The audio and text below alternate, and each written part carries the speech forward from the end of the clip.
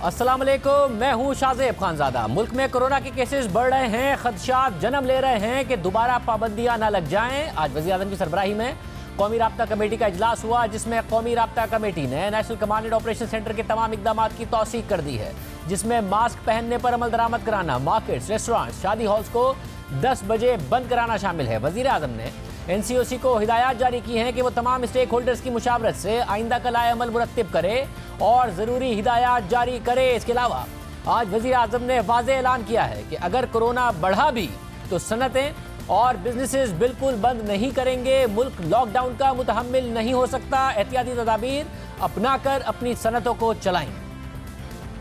हमने ये फैसला किया कि हमने बिल्कुल अपनी बिजनेसेस, अपनी सनतें हमने बंद नहीं करनी।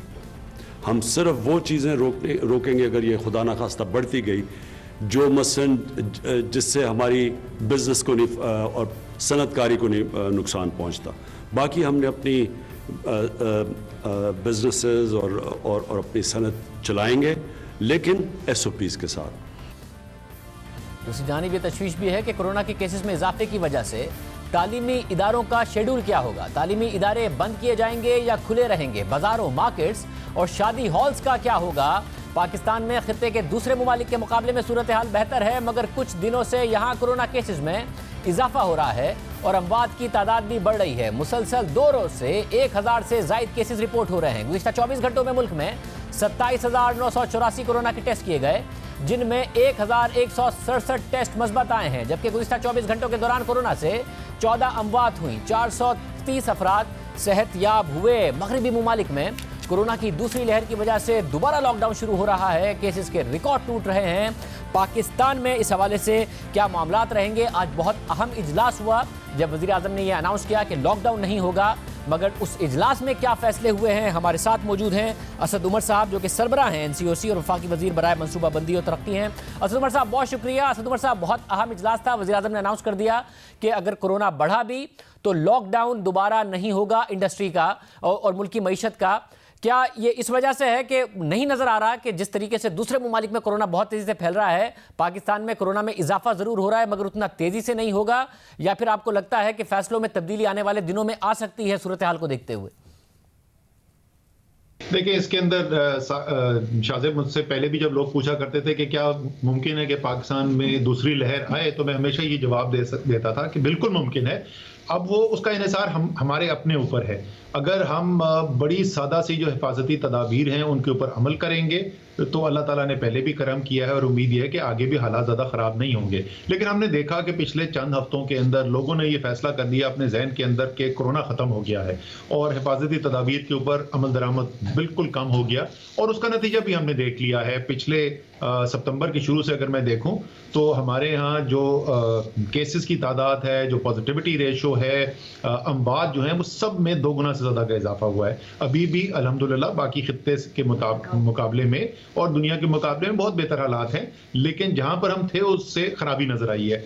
तो इसलिए अब आज जो मीटिंग की, जो प्राइम मिनिस्टर ने चेयर की, सारे वज़राए आला थे, उसके अंदर बुनियादी उसके अंदर फैसले यही थे कि वबा के फैलाव को रोकने के लिए लोगों की हिफाजत और रोजगार की हिफाजत करने के लिए जो मंतकी इक़दाम हैं उनको भी लिया जाए, और लेकिन ऐसे इकदाम ना हो जिससे लोगों के कारोबार के ऊपर या रोजगार छिनने का खतरा हो या उस पर ज़्यादा कोई मनफी असर हो। और ज़ाहिर सनत तो अगर आपको याद हो तो हमने बिल्कुल शुरू में भी जब किया था तो सबसे पहले हमने सनतों को ही खोला था। तो इंशाल्लाह ताला ऐसी सूरत हाल नहीं आएगी, लेकिन उसके लिए ज़रूरी है कि पाकिस्तान के अवाम सबसे अहम वो ताउन करें, और पाकिस्तान के मीडिया ने इसमें बहुत बड़ा एक किरदार अदा किया था लोगों की आगाही के लिए और पैगाम पहुंचाने के लिए। तो उसी तरीके से इंशाल्लाह ताला मीडिया भी एक मजबूत किरदार अदा करेगा और इंशाल्लाह ताला हम ऐसी सूरत हाल में नहीं पहुंचेंगे जहां इस किस्म के हमें एक्सट्रीम जो इक़दाम हैं वो लेने पड़े।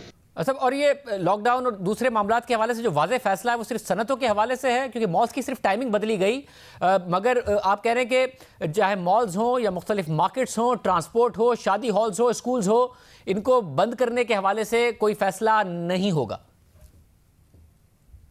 नहीं, इस वक्त जो आज जो फैसला किया गया उसके अंदर यह है कि अच्छा, जरा सा मैं अगर आप इजाजत दें तो ज़्यादा खतरा कहाँ है? ज़्यादा खतरा है जो अंदर बंद कमरे के अंदर जो कोई भी लोग जमा होते हैं, या ज़्यादा तादाद के अंदर लोग जमा हो, और ऐसी जगह जहाँ पे बंद कमरा हो, ज़्यादा तादाद में लोग हों और लोगों ने मास्क ना पहने हो, सबसे ज़्यादा खतरा वहाँ पे है।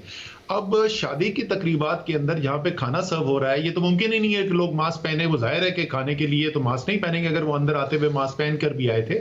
तो एक बड़ी सोच विचार के बाद ये फैसला किया गया है कि हम इसको इस तरीके से करें कि शादियां जो हैं, और लोगों को टाइम देने के बाद, फौरी तौर पे नहीं कि कल लोगों के कार्ड्स बढ़ चुके हैं, इंतजामात हो चुके हैं, तो थोड़ा सा गैप देने के बाद, और ये शादी हॉल एसोसिएशन को भी मैंने कहा है कि कल सुबह प्रोविंशियल गवर्नमेंट से भी बात करेंगे, उनको भी कॉन्फिडेंस में लेकर आउटडोर शादियां, मौसम अच्छा आ रहा है, दिन के वक्त की शादियां हो सकती हैं ज़्यादा से ज़्यादा, और उससे खतरा जो है बहुत कम हो सकता है। और वो सारा जो केटरिंग का जो बिजनेस है, डेकोरेशन का बिजनेस है, तमाम चीज़ें जो जुड़ी हुई हैं शादी की तकरीबात के साथ, वो भी कारोबार साथ चलता रहे, लेकिन जो एक वबा का बहुत ज़्यादा खतरा है उसके अंदर कमी की जा सके।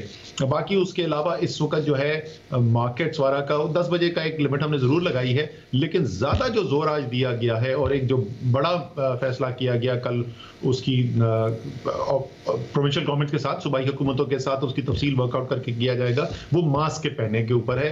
और इंशाल्लाह आप देखेंगे कि बेहतरी आएगी, लोग ज़्यादा मास्क पहनना शुरू करेंगे और उससे वबा के फैलाव के अंदर एक खातिर खा कमी भी आएगी।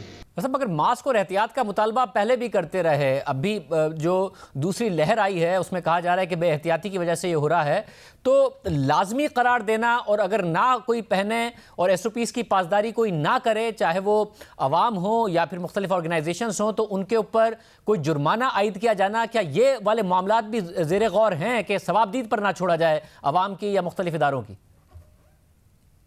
जी ऐसे ही है। और जो चले मैं बता देता हूँ इसके अंदर जो तजवीज़ है, वो तजवीज़ ये गिलगित बल्तिस्तान में पहले किया गया था और हमारे ख्याल में बड़ा एक अच्छा वो फैसला था। और वो ये है कि आपका 75 रुपए 100 रुपए चालान किया जाए अगर आप एक ऐसी जगह पे है जहां आपको मास्क पहनना चाहिए, भीड़ वाली जगह पे, खास तौर पे आप अंदरून किसी बंद एरिया के अंदर हैं, और अगर आपने नहीं पहना, लेकिन वो 100 रुपए आपसे लेके वो सरकार के खजाने में नहीं जमा कराना, आपको 3 मास्क दे दिए जाए ताकि आपको मास्क भी आसानी से मिल सके। और इसमें भी जो असल मकसद है वो किसी का फाइन जुर्माना करना नहीं है। वो जैसे मैंने कहा कि सरकार के पास तो कुछ नहीं आएगा, वो तो मास्क ही देना है। हम ये सब कुछ सिर्फ इसलिए कर रहे हैं ताकि लोग खुद अपने एहतियात के लिए, अपने प्यारों के एहतियात के लिए और माशरे की एहतियात के लिए जो बुनियादी हिफाजती तदाबीर हैं उन पर अमल करें। मतलब और ये जितने भी फैसले हैं इस पर तमाम सूबे एक ही पेज पर हैं कि लॉकडाउन नहीं होगा, किस तरीके से आगे बढ़ा जाएगा। माजी में हमें नज़र आया कि SOPs से लेकर जो लॉकडाउन के मामलात थे उसमें सूबों में इख्तलाफ नज़र आया, वफाक के साथ इख्तलाफ नज़र आया, सिंध का नज़र आया। इस वक्त सब एक पेज पर हैं जो भी अनाउंसमेंट आज हुई और फैसले हुए। जी इस वक्त एक उसूली तौर पर जो है वो इत्तफाक राय हो गया। जैसे इसकी तफसीलात जो है, इसलिए वो इम्प्लीमेंटेशन जो है वो आज से शायद 2 या 3 दिन के बाद वो इम्प्लीमेंटेशन हो। तो अब NCOC जो है वो जो ओवरऑल गाइडलाइंस दी गई हैं, जो बुनियादी असूल तय किए गए हैं, उनकी बुनियाद के ऊपर सूबों के साथ इसकी तफसीलात वर्कआउट कर लेगी और किस तरीके से इम्प्लीमेंट करना है और किस दिन से स्टार्ट करना है उसका फैसला कर लिया जाएगा। बट करेंगे वही जिसके ऊपर फिर पूरे मुल्क के अंदर कंसेंसस हो और एक ही तरीके से काम हो। सब और अगर खुदा न खास्ता कोरोना फैलता है तो अस्पतालों की तैयारी पहले से कितनी बेहतर है? क्योंकि हमें दरमियान में नज़र आया जब कोरोना बहुत फैल रहा था कि जानने वालों में, जानने वालों के जानने वालों में कोरोना के मुतासरीन नज़र आते थे, फिर दरमियान में नज़र आना बंद हुए। अब फिर नज़र आ रहा है कि दोस्तों में, रिश्तेदारों में, उनके रिश्तेदारों में लोग कोरोना से मुतासिर हो रहे हैं। तो जितना ये फैल रहा है, अस्पतालों की तैयारी इस वक्त कितनी बेहतर है पाकिस्तान में अगर खुदा न खास्ता मजीद फैलता है? जी बिल्कुल बिल्कुल, आप सही कह रहे हैं, ऐसा ही है। आपको हर एक को अपने जानने वालों के अंदर से भी ये खबर आनी शुरू हुई है। लेकिन जिस तरीके से मैं आपको पहले बता रहा था कि मजमूई तौर पर अगर आप कौमी आदाद और शुमार देखें तो उसके अंदर भी आपको ये नज़र आता है। अगर हर 100 लोगों को टेस्ट किया जा रहा था सितंबर के शुरू के दिनों में, तो उसमें से 1.7 1.8 लोग जो हैं उनके मस्बत टेस्ट आते थे, यानी उनको कोरोना होता था। पिछले 2 दिन में ये 4 से ज़्यादा चला गया है, यानी 2 गुना से भी ज़्यादा इजाफा हो गया है। इसी तरीके से जो रोज़ाना की बुनियाद पे औसतन अमवात हो रही थी उस अरसे में, सितंबर के पहले हफ्ते में, दूसरे हफ्ते में वो होते थे 5 लोग रोज़ाना की अमवात हो रही थी। अब जो है वो 12, 13, 14 तक बात पहुंच गई है। इसी तरीके से अस्पतालों के अंदर हमारे जो लोग हैं जो ऑक्सीजन पे हैं और जो वेंटिलेटर के ऊपर हैं, वो तकरीबन 475 के करीब लोग थे इन ऑक्सीजन के ऊपर, वेंटिलेटर के ऊपर। वो इस वक्त 700 से ऊपर उसकी तादाद जा चुकी है। वेंटिलेटर के ऊपर जो लोग थे वो तकरीबन 75 के करीब, 75-77 के करीब थे, वो आज 120-125 से ऊपर चली गई है। तो आप किसी भी तरीके से देखें तो नजर आ रहा है कि दोबारा से वबा का फैलाव हुआ है। अब इसका अगर मैं मुआवजा करूं कि जो जून का महीना था, जून के वक्त में जो सबसे ज्यादा सूरत हाल थी, तो उससे जाहिर है अभी हम बहुत बेहतर हालात के अंदर हैं, लेकिन हमने इंतजार नहीं करना उस सूरत हाल का पैदा होने का, और इसीलिए ये कोशिश की जा रही है कि अभी से इकदाम लिए जाएं ताकि इसको यहीं पर रोका जा सके या इसकी जो इजाफा हो रहा है उसके अंदर रफ्तार में कमी की जाए। बहुत शुक्रिया सद उमर साहब का मौक़िफ़ आपने सुना। एहतियात कीजिए, मास्क पहनिए, SOPs की पासदारी कीजिए ताकि कोरोना ना फैले। प्रोग्राम में ब्रेक शामिल करते हैं। आज हुकूमत ने, वज़ीर आज़म ने एक और बड़ा फैसला किया है। किस हद तक वो फैसला मस्बत साबित होगा उस पर बात करेंगे ब्रेक के बाद।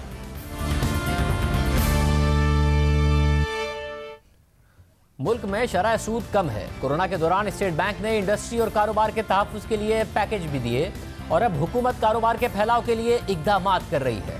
कंस्ट्रक्शन पैकेज के बाद वज़ीर आज़म इमरान खान ने सनतों के लिए पैकेज का ऐलान कर दिया है, जिसके बाद हुकूमत को तवक्को है कि सनतों को बड़ा रिलीफ मिलेगा और तिजारती सरगर्मियां बढ़ेंगी, बरामदात में इजाफा होगा। जो अक्टूबर के जो नंबर आए हैं उसमें 2.1% बरामदात में इजाफा देखा गया है। एक दफ़ा फिर $2 अरब से ऊपर बरामदात रही। वज़ीर आज़म ने आज अपना मुआशी टीम के साथ मीडिया से बात करते हुए पैकेज का ऐलान किया और कहा कि 1 नवंबर 2020 से छोटी सनतों को इजाफी बिजली 50% कम रेट पर देंगे। इसके अलावा तमाम सनतों को अगले 3 साल तक 25% कम रेट पर बिजली फराहम की जाएगी, इजाफी बिजली फराहम की जाएगी और कोई पीक आवर्स भी नहीं होंगे, एक ही रेट पर बिजली फराहम की जाएगी।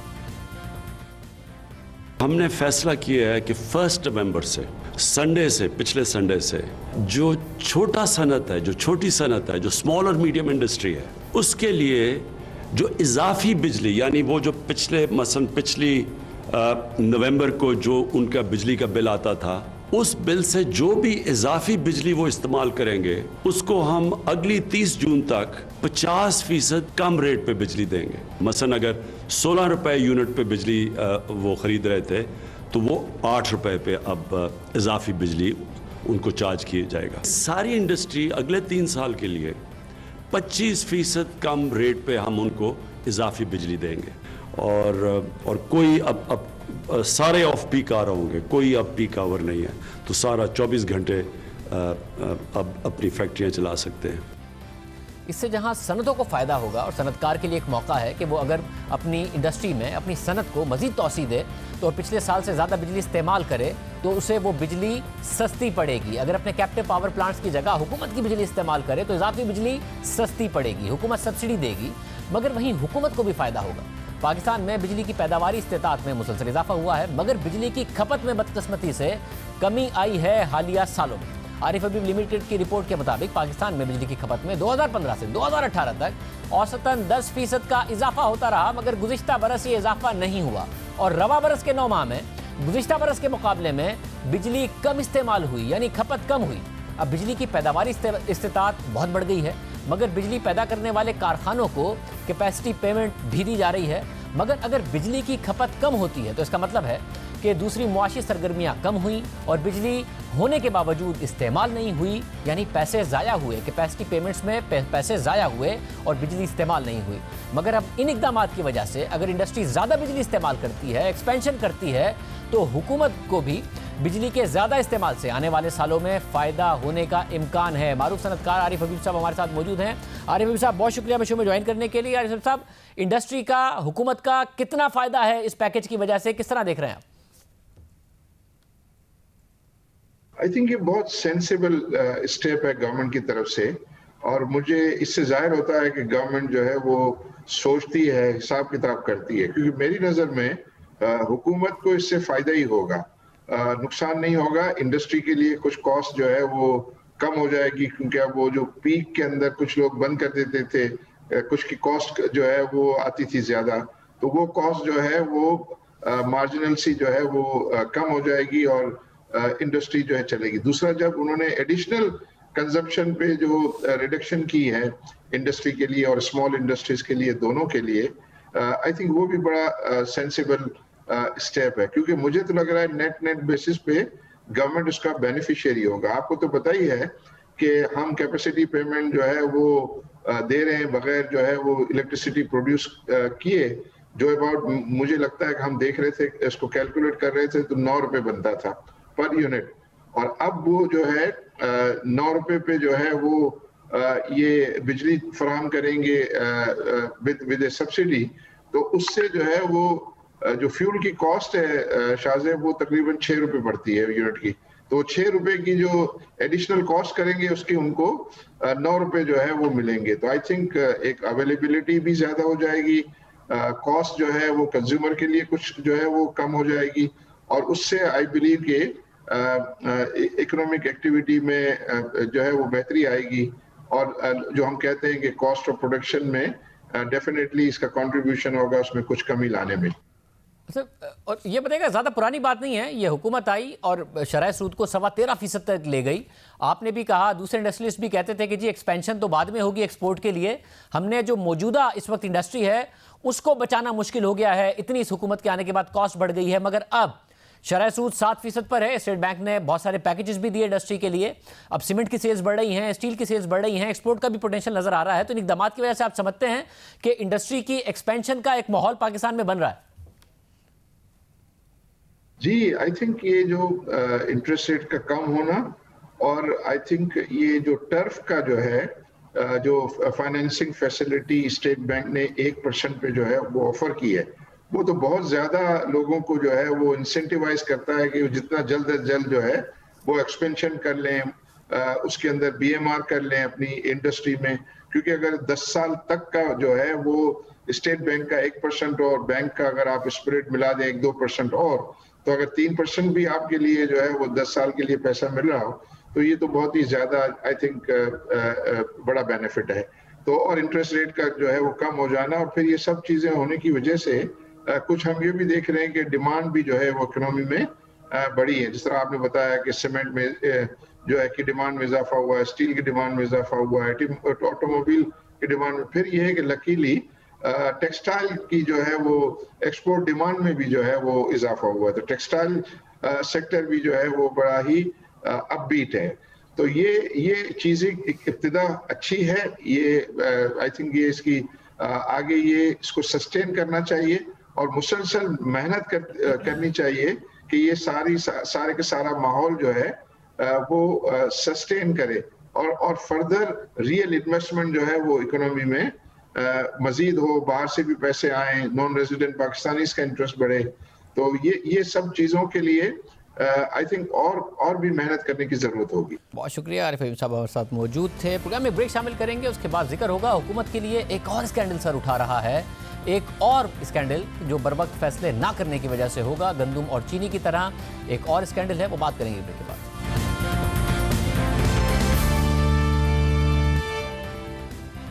तहरीक इंसाफ हुकूमत में आई तो इल्जाम लगाया कि नून लीग ने महंगी LNG खरीदने के सौदे किए। कतर से LNG खरीदने की 13.3% की डील एक महंगी डील थी। इसके अलावा नून लीग ने गनवर से 11.6% और ENI से 11.9% की जो डील की वो भी महंगी डील थी। नून लीग पर करप्शन का इल्जाम लगाया, और जब दुनिया में LNG की कीमत नीचे गई तो तहरीक इंसाफ के बयानिए में और शिद्दत आई और दावा किया कि अगर नून लीग की हुकूमत हमें लॉन्ग टर्म मुआहदों में ना फंसाती तो हम सस्ती LNG खरीद पाते। नून लीग इसके जवाब में कहती रही कि दुनिया में 75% मुआहदे लॉन्ग टर्म होते हैं, क्योंकि मुल्क चलाने के लिए एनर्जी सप्लाई को यकीनी बनाना होता है, इसलिए कतर से लॉन्ग टर्म मुआहदा किया।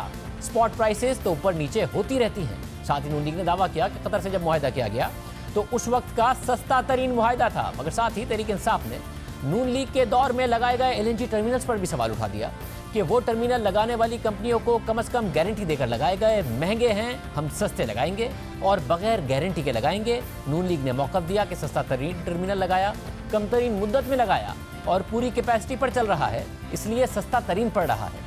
इस सब पर बात करेंगे मगर पहले ये बता दें कि हमने एनर्जी सेक्टर के हवाले से तफसील से बात करने के लिए वफाकी वजीर उमर अयूब को बुलाया। हम उन्हें मुसलसल प्रोग्राम में बुला रहे हैं मगर वो नहीं आ रहा है। हम उम्मीद करते हैं कि आने वाले दिनों में वो प्रोग्राम में शिरकत करेंगे, वरना ये प्रोग्राम लाइव है। अगर वो अब भी हमें ज्वाइन करना चाहें तो प्रोग्राम में आ सकते हैं और बात कर सकते हैं। हुकूमत की तरफ से हालिया LNG खरीदारी की द न्यूज़ में शाया होने वाली खालिद मुस्तफ़ा की खबर के मुताबिक पाकिस्तान LNG लिमिटेड ने दिसंबर के महीने के लिए स्पॉट परचेजिंग की बिड्स खोली तो पता चला कि जो सबसे कम बिड थी वो भी इतनी ज़्यादा थी कि इसने हुक्काम को परेशान कर दिया है, क्योंकि दिसंबर में जो गैस की सूरत हाल होगी उसके लिए ज़रूरी है कि हुकूमत कम से कम 6 LNG कार्गो मंगवाए। खबर के मुताबिक LNG की जो सबसे कम बिड है वो 15.87% है, ज़्यादा से ज़्यादा 16.98% है, जो नून लीग के दौर में की गई कतर डील के 13.3% से काफ़ी ज़्यादा है। नवंबर के लिए हुकूमत ने LNG 14.2%, 13.9% और 13.8% पर खरीदी और वो कतर की डील से महंगी थी। कतर की डील 13.37% पे थी। ENI और गनवर के मुआहदे से भी काफ़ी महंगी थी और अब दिसंबर में मज़ीद महंगी डील पर LNG खरीदनी पड़ेगी। साथ ही हुकूमत गौर कर रही है कि कतर से रब्ता किया जाए और उनसे दरख्वास्त की जाए कि दिसंबर में मज़ीद 3 LNG कार्गो फराहम कर दे। अगर कतर तैयार ना हुआ तो फिर हुकूमत के पास महंगी LNG खरीदने के अलावा और कोई ऑप्शन नहीं होगा, क्योंकि सर्दियों में मुल्क में गैस की शदीद कमी का सामना होगा। सितंबर के महीने से ही कराची में गैस का बहरान पैदा हो गया था। दिलचस्प बात यह है कि 10 दिन पहले ही वज़ीर आज़म ने दावा किया था कि आज हमें 40% सस्ती गैस मिल रही है, मगर हम नहीं खरीद पा रहे हैं क्योंकि नून लीग हमें महंगे मुआहदों में फंसा गई है, क्योंकि उन्होंने बीच में पैसा बनाया। मगर LNG तो कतर के मुआहदे से बहुत महंगी मिल रही है, 40% सस्ती नहीं बल्कि 25% तक महंगी मिल रही है। और अब हुकूमत कतर से उसी रेट पर गैस लेना चाह रही है जिस पर नून लीग ने मुआहदा किया था, और अगर ना मिली तो महंगी गैस खरीदनी पड़ेगी। और अगर कतर गनवर और ENI से माहाना 8 कार्गो ना आ रहे होते तो पाकिस्तान को इस वक्त भी बहुत महंगे रेट पर वो गैस खरीदनी पड़ती जो इस वक्त कतर, गनवर और ENI से सस्ती मिल रही है। इसलिए सवाल पैदा हो रहा है कि क्या वजह है कि वज़ीर आज़म को गलत मालूमात फराहम की जाती हैं। वज़ीर आज़म जो फैसले करते हैं उन पर अमल दरामद नहीं किया जाता। वज़ीर आज़म ने गंदम दरामद का फैसला किया, नहीं की गई। वज़ीर आज़म ने चीनी दरामद का फैसला किया, नहीं की गई। वज़ीर आज़म ने LNG टर्मिनल लगाने का फैसला किया, नहीं लगाए गए और अब ये सब भुगतना पड़ रहा है। हुकूमत LNG की स्पॉट की कीमतों का लॉन्ग टर्म मुआहदों से मवाजना करके ये बताती रही कि गुज़िश्ता हुकूमत मुआहदे ना करती तो हम सस्ती गैस खरीदते, मगर अब सूरत हाल ये है कि गैस उन मुआहदों से महंगी मिल रही है और मुल्क में गैस की शदीद ज़रूरत है। मामला ये है कि कोरोना वायरस की वजह से जब कोरोना की पहली लहर आई तो उस वक्त आलमी मंडी में LNG की कीमत बुरी तरह गिर गई। $2 से $2.5 फी MMBTU LNG मिलने लगी।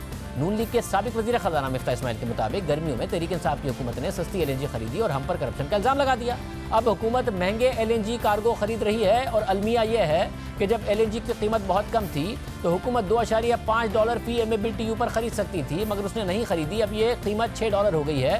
तहरीक इंसाफ की हुकूमत नून लीग के दौर में किए गए मुआहदा से ज़्यादा अदा करेगी। इसका मतलब है कि एक कार्गो पर $5 मिलियन की इजाफी अदायगी, यानी अगर हर माह 8 कार्गो आ रहे हैं तो $40 मिलियन की इजाफी अदायगी होगी।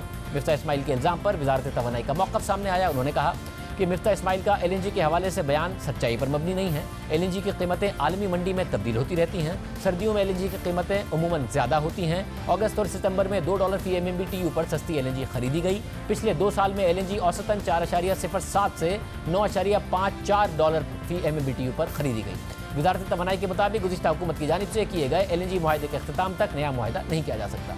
यानी अब हुकूमत मान रही है कि मौसम के हिसाब से स्पॉट प्राइसेस कम या ज़्यादा होती रहती हैं। जब कीमतें कम थी तो गुज़िश्ता हुकूमत पर करप्शन का इल्ज़ाम लगा रही थी। अब पावर डिवीज़न मान रहा है कि सर्दियों में कीमतें बढ़ जाती हैं, गर्मियों में कम होती हैं। पावर डिवीज़न का मजीद कहना है कि गुज़िश्ता हुकूमत के मुआहदों की वजह से कोई नया मुआहदा नहीं किया जा सकता। अगर हुकूमत नून लीग के मुआहदों के तहत आने वाले 8 कार्गो के अलावा माहाना 4 कार्गो मंगवा रही है तो यानी मजीद मुआहदे भी कर सकती है। और नून लीग के दौर में अगर गनवर से मुआहदा एक्सपायर हो रहा है तो नया मुआहदा हुकूमत ने कितने का किया है, कितने का करने जा रही है। गुज़िश्ता 2.25 साल में कोई नया LNG टर्मिनल और फिर गैस सप्लाई करने के लिए कोई पाइपलाइन क्यों नहीं बिछाई गई। हालांकि बार बार दावा किया गया कि हम LNG टर्मिनल लगाएंगे। अगर LNG टर्मिनल लग जाते और गैस पाइपलाइन बिछा ली जाती तो मजीद मुआहदों की गुंजाइश भी पैदा हो जाती और पाकिस्तान में गैस की कमी भी ना होती और पाकिस्तान को सर्दियों में महंगी गैस भी ना खरीदनी पड़ती। नून लीग ने अपने दौर में कतर से 15 साल का मुआहदा किया क्योंकि 2013 में मुल्क में गैस का बहरान आया था। तो उस वक्त हुकूमत ने LNG दरामद करने का फैसला किया, LNG टर्मिनल भी लगाया। हुकूमत ने कतर से रब्ता किया क्योंकि कतर दुनिया में गैस का सबसे बड़ा सप्लायर है। पाकिस्तान ने कतर से बातचीत की तो कतर ने पाकिस्तान को ब्रिटिश ऑयल की फी यूनिट कीमत का 13.8% का रेट दिया और मुआहिदा 15 साल के लिए किया गया। साथ ही हुकूमत ने 2 छोटी कंपनियों से भी 5-5 साल के मुआहिदे किए। शेल कंपनी ने 13.75% और दूसरी कंपनी गनवर ने हैरानकुन तौर पर 13.3% का रेट दिया। इसके बाद पाकिस्तान दोबारा कतर के पास गया और उसे रूसी कंपनी के रेट का बताया, जिसके बाद कतर रूसी कंपनी के निर्ख पर LNG देने को तैयार हो गया, जिससे पाकिस्तान का करोड़ों डॉलर का फायदा हुआ। मगर कतर ने मुआहिदे को खुफिया रखने की शर्त रखी।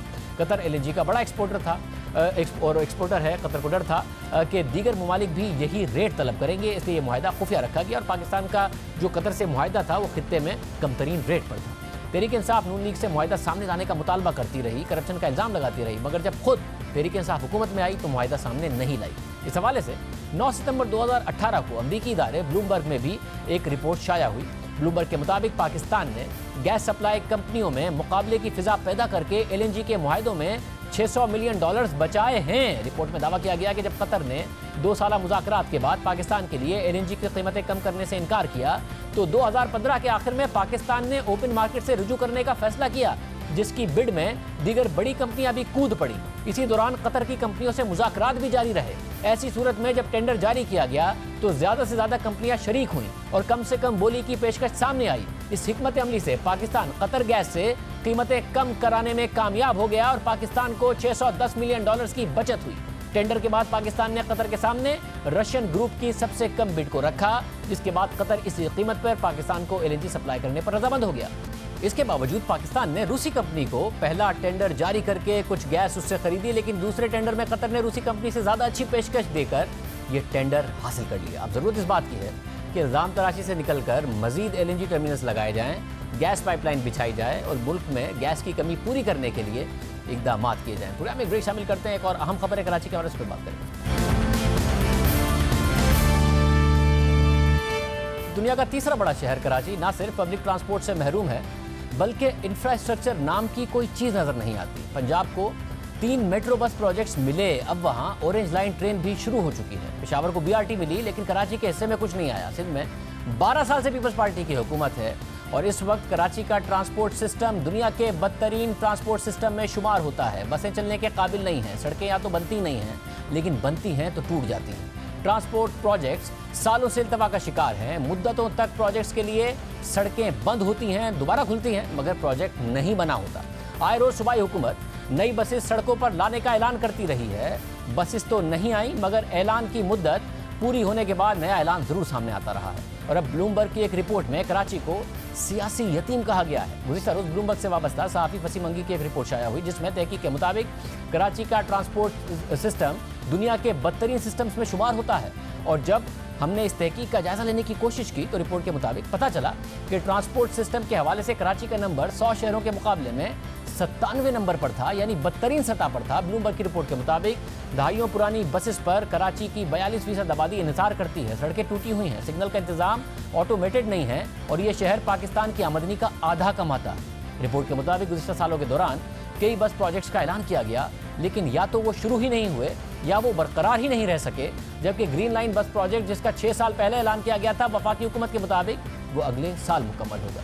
यानी दुनिया का तीसरा सबसे बड़ा शहर आज भी इंफ्रास्ट्रक्चर और ट्रांसपोर्ट के हवाले से बदतरीन बहरान का शिकार है। जब बहस होती है तो शहरी हुकूमत सूबे पर इल्ज़ाम लगाती है, सूबाई हुकूमत वफाक पर इल्ज़ाम तराशी करती है। कराची के मेयर वसीम अख्तर, साबिक मेयर वसीम अख्तर साहब ने इख्तियारात का रोना रोते हुए ओहदा संभाला और फिर वो इख्तियारात का रोना रोते हुए अपनी मुद्दत पूरी कर गए। सिंध हुकूमत, जिसने कराची में 10 साल बाद 2018 में सिर्फ 10 बसें चलाई, वो भी 1 साल के अंदर बंद हो गई। और जब ये 10 बसेज सड़कों पर लाई गई तो हमारे प्रोग्राम में नासिर हुसैन शाह साहब का क्या कहना था, आपको सुना। 10 साल आपकी हुकूमत रही है इस सूबे में, मगर 1.5 करोड़ की आबादी का शहर और 10 बसें। शाह साहब, ये ऊँट के मुंह में जीरे वाली बात नहीं है। 10 बसें तो वाकई ऊँट के मुंह में जीरा हैं, लेकिन ये एक पायलट प्रोजेक्ट है और आप बारिश की पहली बूंद कह सकते हैं और ये इसमें बतदरीज इजाफा होता जाएगा और थोड़े ही अरसे में इंशाल्लाह दीगर बसेस भी और मुख्तलिफ रूट्स पे आएंगी। मजीद बसें तो नहीं आई, लेकिन ऊँट के मुंह से जीरा भी निकल गया। प्रोग्राम में एक ब्रेक शामिल है।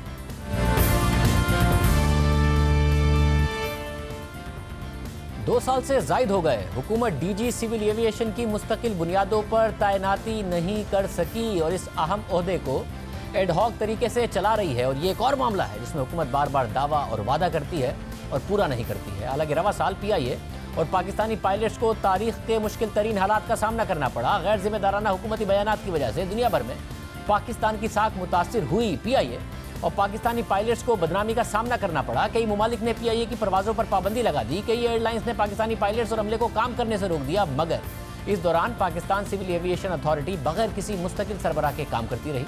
इस्लामाबाद हाई कोर्ट भी डीजी सिविल एविएशन की तैनाती से मुताल्लिक बार बार सवाल उठाती रही। हुकूमत यकीन दिलाने के बावजूद अब तक इस ओहदे पर मुस्तकिल तैनाती नहीं कर सकी है। आज भी इस्लामाबाद हाई कोर्ट में पायलट की बरतरफी और डीजी सिविल एविएशन की तैनाती से मुताल्लिक दरख्वास्त पर समाअत हुई। अदालत एक बार फिर वफाकी हुकूमत पर बरहम नजर आई और रिमार्क्स दिए कि क्या कोई काबिल शख्स नहीं है जो डायरेक्टर जनरल लग जाए। दौरान समाअत चीफ जस्टिस अतर मिनल्लाह ने सवाल उठाया कि डीजी सिविल एविएशन के अहम तरीन ओहदे पर ताहाल तैनाती क्यों नहीं हो सकी।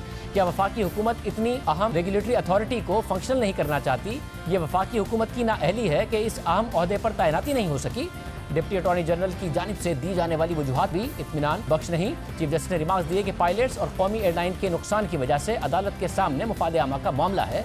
इस वक्त कोई अथॉरिटी नहीं जो पायलट्स के हवाले से फैसले करे जिससे हर पाकिस्तानी के बुनियादी हुकूक मुतासिर हो रहे हैं। चीफ जस्टिस ने सवाल उठाया कि क्या कोई काबिल शख्स नहीं जो डायरेक्टर जनरल लग जाए।